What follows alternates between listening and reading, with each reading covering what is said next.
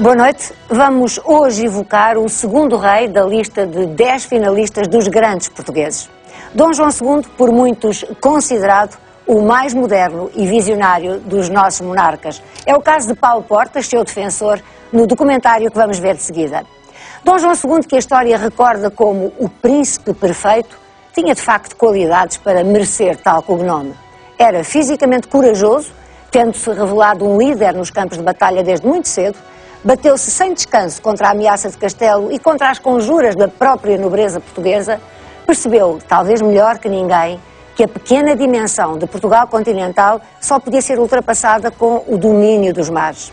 Ele foi o grande estratega da expansão marítima portuguesa, tendo assinado com Castela um tratado dos mais importantes da nossa história, o Tratado de Tordesilhas, onde fica definida a dimensão do mar português.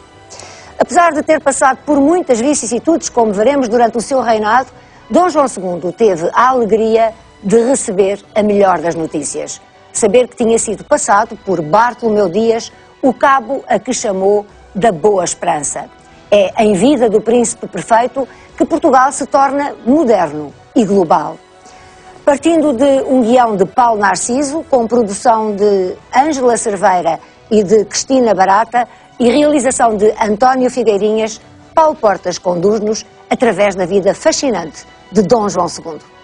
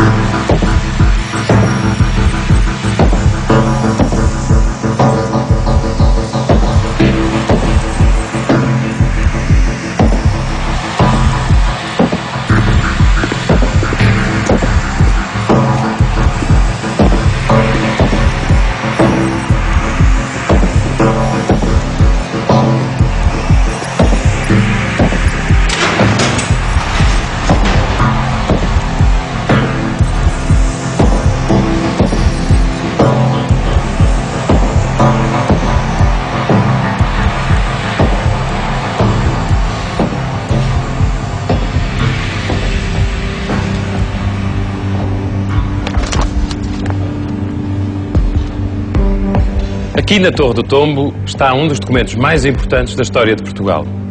Para ser exato, da história universal de Portugal. É o Tratado de Tordesilhas.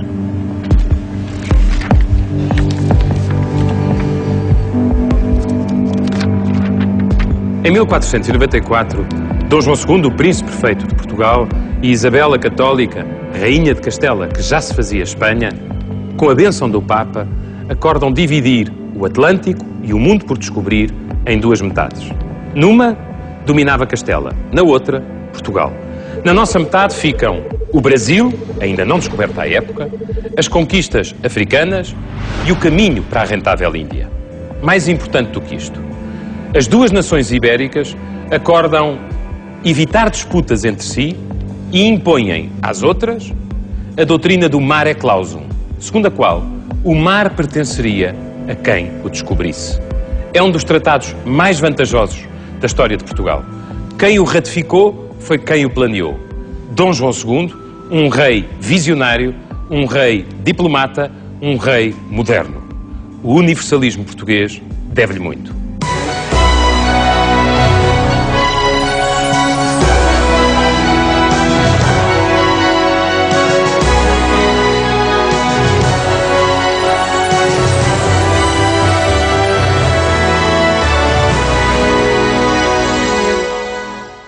Há quem sustente que Maquiavel pensou em Dom João II quando escreveu O Príncipe. Há quem atribua a Lope de Vega a invenção do cognome que o tornou famoso, o Príncipe Perfeito. O certo é que, quando Dom João II morreu, Isabel a Católica teve uma exclamação que diz tudo: morreu o homem. Dom João II reinou 14 anos, forjou um destino novo para Portugal. Com ele nasceu o Estado moderno. Através dele, o planeamento da expansão ultramarina foi rigoroso e profissional. E, sobretudo, é a ele que devemos o facto extraordinário de Portugal ser uma das grandes potências mundiais no final do século XV. Não se chegou a Tordesilhas por acaso. Dom João II, desde 1474, governava a política ultramarina. Ele sabia exatamente o que queria e para onde ia. Queria preservar a independência de Portugal, garantir a nossa posição em África e queria chegar à Índia através da rota do Oriente. Muitas vezes tentou, algumas vezes falhou, mas nunca se afastou do objetivo, que estava certo e foi atingido. Embora fosse um bom guerreiro e tivesse vitórias militares, Dom João II foi, acima de tudo, um grande homem de Estado. Usou bem mais a diplomacia do que a guerra. A nossa progressão em África foi feita estabelecendo comércio e amizade com os povos que encontrávamos, fosse qual fosse a sua cor, fosse qual fosse o seu governo. Ao mesmo tempo, Dom João II garantia que Portugal era respeitado e era soberano, negociando, às vezes arduamente, tratados internacionais com as outras potências da época. No fundo, podemos definir a política de Dom João II numa expressão simples: a paz no continente, a nossa liberdade no mar. Dom João II nasceu em 1455. Era descendente da geração de Avis, era o terceiro filho e era, sobretudo, o herdeiro. Um irmão mais velho morrera e a sua irmã teria problemas na sucessão. O príncipe perfeito quase não conheceu a mãe, mas a relação com o pai, Dom Afonso V, marcaria profundamente, para o bem e para o mal, a sua educação e preparação para governar. Dom João II foi, em todos os momentos, um filho leal. E isso define um caráter. Mas também é verdade que Dom João II teve, em várias circunstâncias, que resolver problemas que o pai criou e problemas que o pai deixou. Portugal era um país pobre, era um país pequeno, era um país profundamente rural e era um país dominado pela nobreza feudal. Dom Afonso V foi um rei mãos largas, se podemos assim chamar-lhe, com palavras de hoje. Envolveu o país em guerras custosíssimas. E para conquistar o apoio da nobreza à sua política, em vez de a submeter, deu-lhe poder, mais poder, quase todo o poder.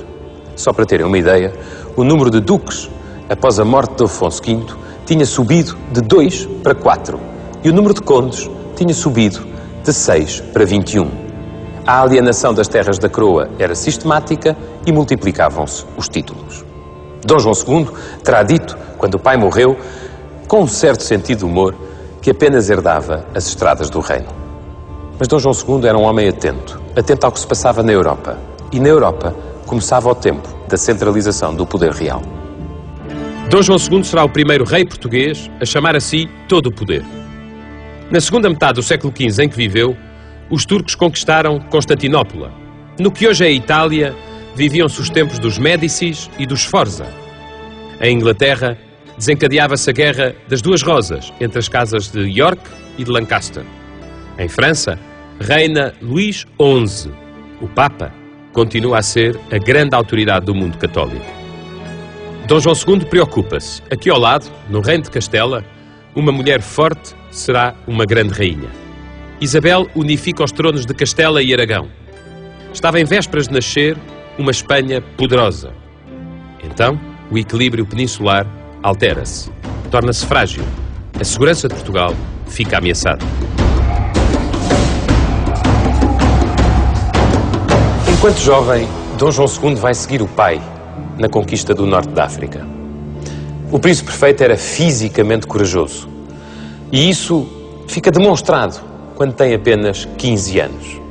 O pai preparava a conquista de Arzila e o filho pede-lhe para integrar o seu exército. É o cronista Damião de Góis quem nos descreve o estado de espírito de Dom João. Depois de Sua Alteza partir, hei de segui-lo. Se não for como príncipe, será como aventureiro soldado. Dom Afonso V faz a vontade ao filho. E a verdade é que, no difícil desembarque em Arzila, Dom João vai destacar-se como